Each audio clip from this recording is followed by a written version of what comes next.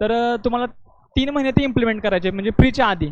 तुमच्या मुख्यला आपण नंतर सविस्तर बोलूच, पण प्रीविषयी मला थोडक्यात सांगायचं, कारण प्रीचा टप्पा खूप महत्त्वाचा आहे. एकदा तुम्ही मेन्सला आला की त्या मॅच्युरिटीमध्ये असताय आणि तुम्हाला अभ्यास होईल. तर बघा 3 महिने कसे अभ्यासायचे आपले सुरुवातीचे. पहिला महिना 15-15 दिवसात 2 स्लॉट करायचे. काय 15 महिन्या सुरुवातीचा पहिला महिना 15 दिवसाचे 2 स्लॉट करायचे. त्यामध्ये आता आपला एक स्क्वेअर असतोय. एक नियोजन करण्याचं काय अर्थ असतोय की तुम्हाला 100% ते फॉलो नाही होईल, पण 80% 90%च्या आसपास कुठेतरी आपण पोहोचलो तरच आपल्याला रिझल्ट येतो. हा याच्यावर लिहितो, स्क्रीनवर लिहिलं तर चालतं किंवा पॅडवर पण. हा पॅडवर पण चालतं. तर मग सांगणं काय होतं की तुम्ही टार्गेट ठेवून स्टडी करा. 15 दिवसाचं टार्गेट बनवा, महिन्याचे टार्गेट बनवा, 3 महिन्याचे बनवा आणि ते कुठेतरी अचीव्ह करायचा प्रयत्न करा. ज्यावेळी तुम्ही प्लॅन करताय तुमचं भले 100% नाही इम्प्लिमेंट होणार, पण ॲटलिस्ट तुम्ही त्या ट्रॅकवर येत आहे. मी माझ्या प्रवासामध्ये एक डायरी बनवलेली होती. तर मी काय करायचो की आता कोणती सपोज एक्झाम आहे, 3 महिना एक्झाम आहे, मग 3 महिन्याचा माझ्याकडं प्रॉपर प्लॅन तयार असायचा.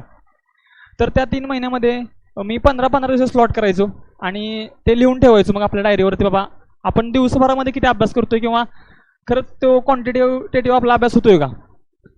तर त्याप्रमाणे तुम्ही एक सुरुवातीला एक वही घ्या, डायरी बनवा आपली आणि आपण किती अभ्यास करतोय त्याची नोंद असू दे. आपल्याला ट्रॅक पाहिजे. 15 दिवस झाल्यानंतर तुम्हाला कळेल की बाबा हां नाही मी प्रामाणिकपणे एवढा अभ्यास केला आहे आणि मी एवढं नाही केला. जर तुम्ही तुमचा रेकॉर्डच नाही ठेवला तर अभ्यास सोडून इतर गोष्टीमध्ये जास्त वाहत जाता आणि तो प्रोडक्टिव्ह अभ्यास आपला होत नाही. तर बघा मी तुम्हाला 3 महिन्यात सांगतो. प्रीच्या आधी 3 महिने म्हणजे तोपर्यंत तुमचा सगळा क्लास वगैरे होऊन जाईल आणि तुम्ही आता सोबत काय करताय, क्लासची रिव्हिजन प्लस क्लास करताय ना, त्यामुळे हे हायच चालू राहू द्या. पण प्रीसाठी तुम्हाला मी विशेष करून सांगतो, एक आपल्याकडे स्क्वेअर असतोय. त्या स्क्वेअरमध्ये तुम्ही एक पॉलिटी आपला, नंतर जिओ हिस्ट्री,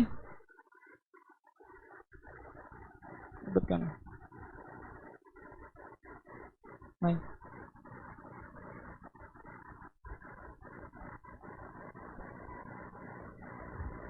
नाही चालू.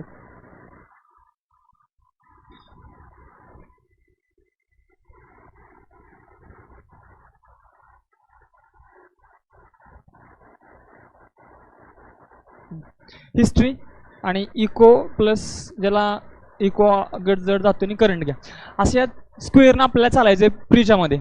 तर यामध्ये आपल्याला काय करायचं आहे, पहिल्या महिन्यात पहिले 15 दिवस 2 सब्जेक्ट करायचे आहेत. काय पहिल्या महिन्यात 2 सब्जेक्ट करायचे आहेत. त्यासाठी 2 सेशन बनवायचे दिवसाचे. एक पहिल्या सेशनमध्ये एक पहिला 4 तास सेशन असेल सकाळच्या पिरियडमध्ये आणि दुपारचा 4 तासाचा असेल. या 4 तासामध्ये पहिले 3 तास म्हणजे मी कसं केलं ते तुम्हाला सांगतोय, त्या पद्धतीनं प्रत्येकालाच ते इम्प्लिमेंट होईल असं नाही, पण ते तुमच्याप्रमाणे तुम्ही प्लॅन बनवा एवढे मला सांगणं आहे. तर त्या 4 तासामध्ये पहिले 3 तास पूर्ण रीडिंग करायची आणि त्यानंतर आपले PYQ. हे असे 4-4 तास 15-15 दिवस करत गेला या 2 पहिल्या सेशनमध्ये. संध्याकाळच्या सेशनमध्ये आता इतकं आमच्या वेळी लॉ विषय होता, तुमच्या वेळी आता लॉ नाही.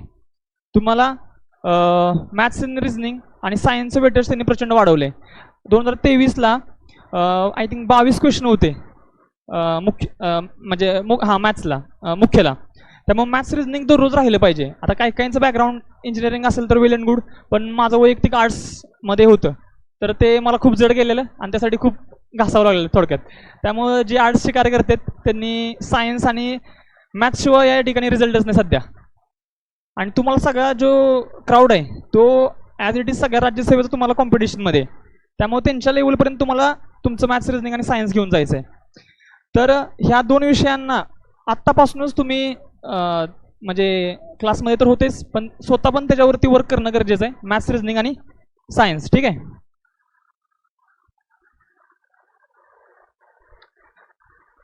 हे 2 विषय तुम्ही संध्याकाळ सेशनमध्ये तुम्ही घेऊ शकताय. दोन्हीपैकी एक घ्या पहिल्या 15 दिवसात, दुसऱ्या 15 दिवसात दोन्हीपैकी एक घ्या.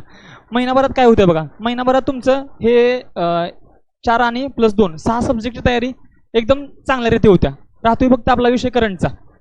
आता करंटमध्ये काय करायचं, दुसऱ्या महिन्यामध्ये पहिल्या महिन्यात समजले का, कुणाला काय शंका? म्हणजे मी काय म्हणतोय, एक प्लॅन केला तो कुठतरी इम्प्लिमेंट करा, त्यातनं 100% यश मिळाले. माझ्या बाबतीत तर ते घडले. तुम्ही पण प्लॅन करा. असंच भटकत भटकत स्टडी करण्यापेक्षा एक प्लॅन करून प्रॉपर स्टडी केला कधी पण चांगला. पहिल्या महिन्यामध्ये आपण काय केलं, 4 सब्जेक्ट घेतले. पहिल्या 15 दिवसात 2, दुसऱ्या 15 दिवसात 2. यात एक सांगायचं राहिले की आता त्या काळात तुमचा क्लास होईल, सगळं तुम्ही प्रिपेअर चांगला असेल, एक बेसिक रीडिंग तुमची चांगली झालेली असेल, त्यामुळे त्या पहिल्या 15 दिवसामध्ये नोट्स काढायला चालू करायचं.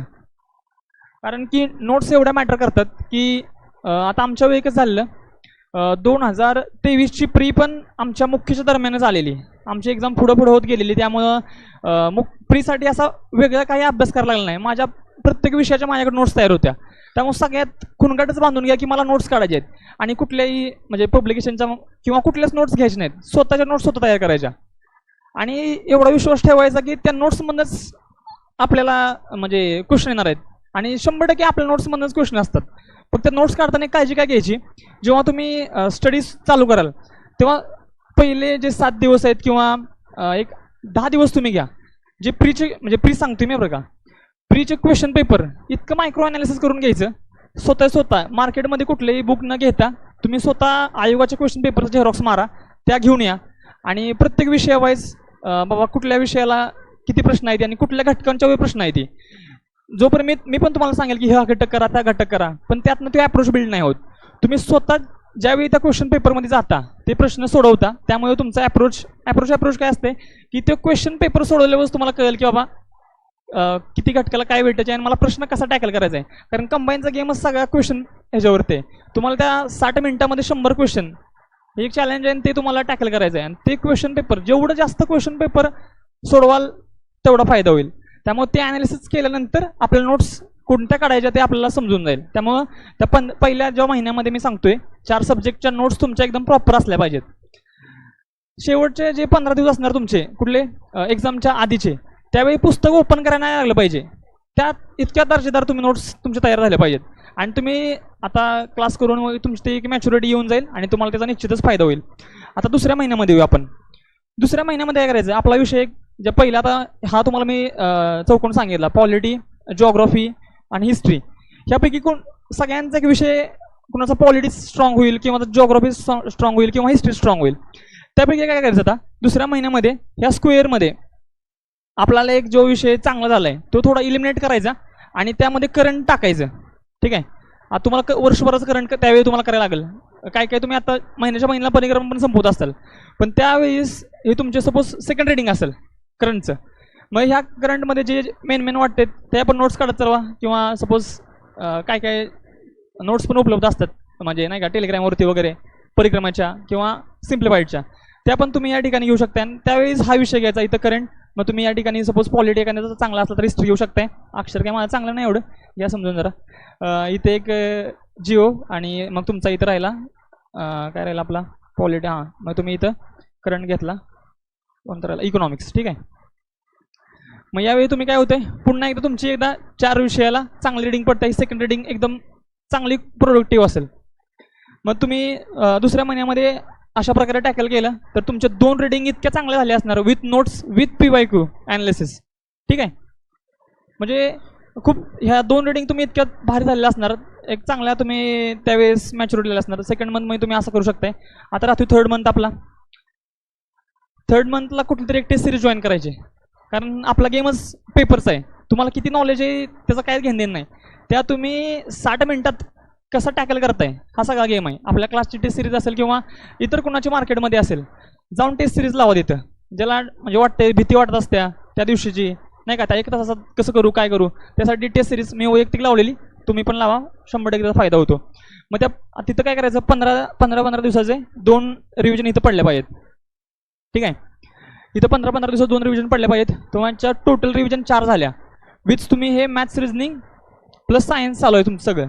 अशा प्रकारे खूप चांगला अभ्यास 4 रिडिंगमध्ये होतो. कारण की तुम्ही आता वर्षभर ऑलरेडी क्लास केला असणार आहे, आणि त्या 3 महिन्यामध्ये तुम्ही जर असा अप्रोच ठेवून अभ्यास केला तर खूप म्हणजे जर ह्या प्रामाणिकपणे फॉलो केलं ना प्रत्येकानं तर 100% रिझल्ट येतोय. कारण की मी बघितलंय आणि ते अनुभव घेतले आम्ही, आकाशनं पण तशाच म्हणजे प्लॅनिंग करा, एक्झिक्यूट करा, 100% रिझल्ट आहे. तुम्ही आता सिनियर तुमचे म्हणजे लायब्ररीत जावा बघा, आणि असे कोण डायरी करते आणि कोण किती मेंटेन करते ते बघा. बहुतांश मुलं ते नियोजनच करत नाहीत. चाललाय अभ्यास, दररोज येतोय नुसतं क्वेश्चन पेपर म्हणजे पुस्तकं वाचतोय गिरवतोय, ती पाक झिजत आली पानं, तरी पोरांचा रिझल्ट येत नाही का? कारण प्लॅनिंग नाही. आता माझी डायरी नाही आणली, तुम्हाला दाखवली असते. 2021 पासून माझ्या ट्रॅक आहे, मी काय केलंय आणि किती हे केलंय. तर असं करा. बाकी प्रिव्हियस इयर तुम्हाला सांगितलंच, होल्ड आला पाहिजे प्रिव्हियस इयर.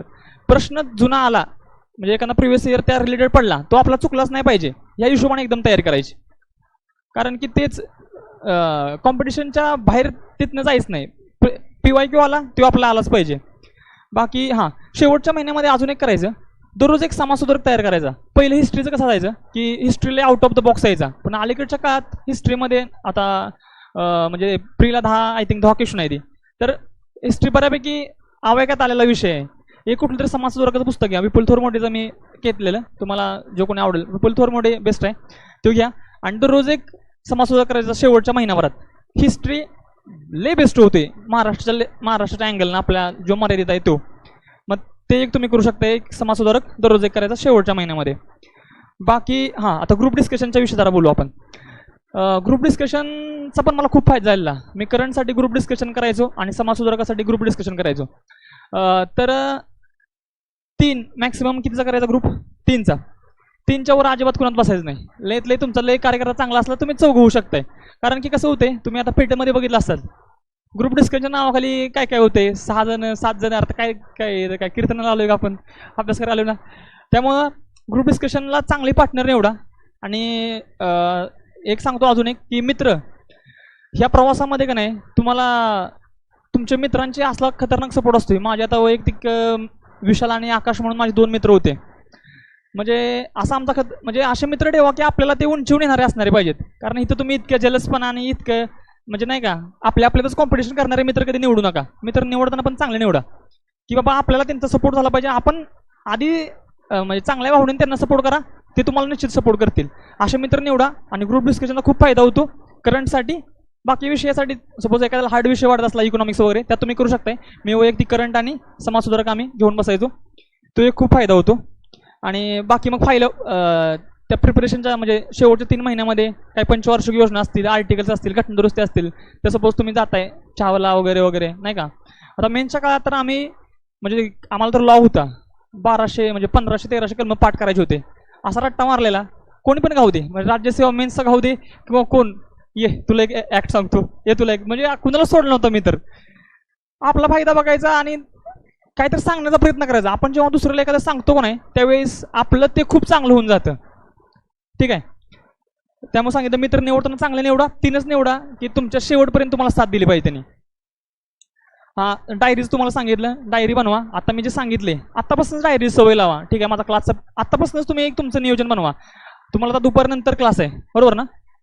मग दुपारनंतर क्लासच्या व्यतिरिक्त मी काय करतोय, किती रिव्हिजन करतोय. आता क्लासमध्ये शिकवतात सर, एकदम क्लास शिकवतात, मराठीबद्दल काही तोडच नाही. म्हणजे शेवट मराठीचा म्हटलं तरी अमोल पाटील सर आहेत माझ्या वैयक्तिक मतात. त्यामुळं क्लासची रिव्हिजन मात्र झाली पाहिजे. नाहीतर क्लास करतोय रिव्हिजन नाही. तर रिव्हिजन क्लासची तुमच्या तुम्ही हिशोबाने आता तुम्ही ते बनवून घ्या. डायरी मेंटेन करा. टेस्ट सिरीज सांगितलं आणि बाकी काय हां तेच.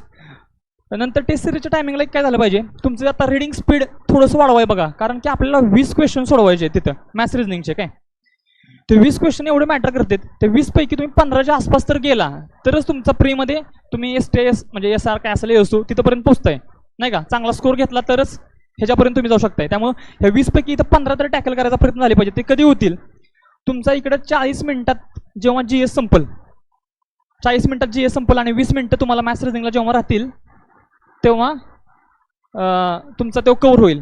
त्यामुळं आत्तापासूनच रिडिंग स्पीड, कारण की सगळ्या मुलांना राहतात 5 मिनिटं 10 मिनिटं, त्या 10 मिनिटात काही 20 क्वेश्चन सोडवत नाहीत, सुटतच नाहीत. रिडिंग स्पीड कधी वाढेल, जेव्हा तुम्ही क्वेश्चन पेपर आत्तापासूनच त्या अप्रोचनं वाचायला चालू कराल किंवा त्या क्वेश्चन पेपर तुम्हाला ते फॅमिलियर झालं पाहिजे. दिसला की हां चूक आहे बरोबर आहे, मग त्या हिशोबातनं एलिमिनेशन काय होते ते म्हणजे तुम्ही ते डेव्हलप करत जाल, अशी एक अपेक्षा आहे. बाकी सांगितलं क्वेश्चन पेपर जास्तीत जास्त सराव. ठीक आहे. आणि आता बाकी माझं तर झालं बोलून बऱ्यापैकी. आणि हां मोबाईलचा वापर, माझ्या प्रिपरेशनच्या काळात एक आपला खतरनाक नोकियाचा तो कीपॅडवाला मोबाईल होता, तोच सगळ्यांनी खरेदी करा. हे स्मार्टफोनचा काही यूज होत नाही माझ्या वैयक्तिक मताप्रमाणे. वैयक्तिक मत आहे, लागू होईल ना होईल, कारण की डिस्ट्रॅक्शन आहे यामध्ये. तुम्ही लायब्ररीत जाऊन बघा, 90% क्राऊड त्या ऑनलाईन लेक्चरच्या नावाखाली इन्स्टा, राजकारण, TV9 मराठी, ABP माझा हेच बघत असतोय. ठीक आहे, तुम्ही ऑनलाईन करत असला एखादा क्लास वगैरे, ते संध्याकाळी सेशनमध्ये घ्या. सकाळी मोबाईल आपला का नाही 8ला अभ्यास करत गेल्यावर बंदच झाला पाहिजे, आणि तो संध्याकाळी सपोज तुम्हाला ऑनलाईन वगैरे किंवा टाइमपास जरी करायचा आहे तो जेवल्यानंतर चालू झाला पाहिजे. एवढं कटाक्षानं पाळा, कारण मोबाईलमध्ये इतकं डिस्ट्रॅक्शन आहे ना. 21 रिझल्ट जाण्याचं कारण तेच होतं माझं. मोबाईल 21चा रिझल्ट 2 जुलै 2022ला माझा रिझल्ट गेला, तेव्हा तो मोबाईल क्लोज करून टाकलेला. तो आता मला आईनं गिफ्ट दिला, त्यावेळेस माझ्याकडे चांगला अँड्रॉइड आला. म्हणजे तुम्ही त्या पॅशन डेडिकेशन ते स्वतःवर बंधन घातलं पाहिजे असं मला वाटतं. मोबाईल म्हणजे काय वेळ खाणारा कार्यक्रम आहे तो तुम्ही टाळा. बाकी तुम्ही महत्त्वाचं सगळ्यात चांगल्या म्हणजे आत्ता स्टेजला आहे, तुम्ही आत्ताच मेन्ससाठी प्रिपेअर करताय नाही का, त्यामुळे तुमचा आत्ता मेन्सचा अभ्यास वगैरे चांगला होईल. त्यावेळी काय करतील, पूर्व फ्री झाल्यावर ते मराठी चालू करतील. त्यामुळे तुमचं ऑलरेडी मराठी असेल, त्यावेळी तुमचा इंग्लिशवर चांगला होईल, कारण आता इंग्लिशशिवाय पण रिझल्ट नाही. इंग्लिशला किती 50 मार्क आहेत फ्रीला आपलं मेन्सला, त्यामुळं इंग्लिश पण चांगलं करशील. मुख्यच्या बाबतीत आपण नंतर बोलूच सविस्तररित्या. पण तुम्हाला फ्री काढायची असली का नाही, त्या 3 महिन्याची स्ट्रॅटेजी फॉलो करा, 110% तुमचं होणार, त्यात काय वाद नाही. फक्त हे प्लॅन करून एक्झिक्यूट करा, एवढं मात्र करा. अजून जास्त वेळ तुमचा घेत नाही, कारण की येऊन प्रत्येकजण इथं लेक्चर देत असतोय, काय ते बॉदर करत असतोय. फक्त मला एक वाटलं की बाबा जे माझ्या चुका झाल्या त्यांना न होऊ दे, म्हणून इथंपर्यंत आलो. सरांनी संधी दिली आम्हाला. बाकी अजून कोणाची काही शंका किंवा क्वेश्चन असतील फ्रँकली विचारा. ठीक आहे, तर मग झालं ना. म्हणजे काय अजून काय जास्त वाटलं का, सांगितलं थोडंफार का वाटलं. तेच मी असं इम्प्लिमेंट केलं, प्लॅन केला, एक्झिक्यूट झाला, कार्यक्रम झाला आपला. आणि हा ना, इथला पेटेला गुलाल लागला दाद्या, एवढं सुखाच्या गोष्टी नाही त्या. हे आम्हाला म्हणजे लवकर 25व्या वर्षी यश मिळाले, कारण की तेवढं घासलं गाड्या. ती लायब्ररी शीट झिजली पाहिजे. आणि दुसरी गोष्ट अशी अजून एक सांगायचं राहिलं, कुणाकुणाला टायपिंग सर्टिफिकेट नाही, हातवर करा. टायपिंग सर्टिफिकेट नाही, हां पहिलं त्याच्या मागं लागा. टायपिंग सर्टिफिकेट असलं पाहिजे, कारण कसं आहे इथं प्रत्येकजण DCD, OSP, PSI, SRST व्हायला आलाय. प्लॅन बी असला पाहिजे दाद्या. माझ्याकडे प्लॅन बी नव्हता, अक्षरशः रडू यायचं की बाबा माझ्याकडे कसं काय टायपिंग सर्टिफिकेट नाही. मला कोणी सांगितलं नाही ते सुरुवातीच्या काळात की बाबा टायपिंग काढून घे. मी प्रत्येक क्लर्कच्या मेन्सला असायचो, पण ते 21 पासून त्यावेळी ते माझ्याकडे नव्हतंच. एक बॅक म्हणजे नाही का कुठंतरी कुशन राहते आपल्याला. एक जाता मी ते प्लॅन बी साठी का सांगेन की बाबा आमचा आप्पा आहे, म्हणजे माझा वडील आप्पा आहे, त्यांना आम्ही आप्पा म्हणतो.